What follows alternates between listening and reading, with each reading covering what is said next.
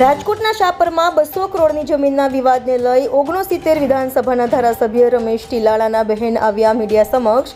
ધારાસભ્ય રમેશ ટીલાળા જમીન મુદ્દે ખોટી રીતે હેરાન કરતા બહેને લગાવ્યા આક્ષેપ।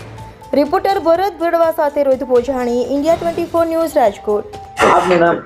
મારું નામ દયાબેન ટીલારા। શું આખી ઘટનામાં એવું છે, મારા બાપુજીની મિલકત છે સાપરમાં, 150 વીઘા જમીન છે, 200 કરોડની। અને હું વાડીએ જાઉં, ત્યાં જઈને બેસું તો મને રમેશભાઈ ટીલારા, મગનભાઈ ટીલારા, પ્રકાશ ભત્રીજો, એ ત્રણેય દાટી મારે છે। અહીંયા આવતા નહીં, તમારી આગળ કાંઈ ન હોય તો તમે રોડ ઉપર ભીખ માગવા બેસી જાઓ, વાડીએ આવતા નહીં, નકર અમે તમને પોલીસમાં પકડાવી દેશું। એટલે મને કાલે વાડીએ ગઈ હતી તો પોલીસમાં પકડાવી દીધી।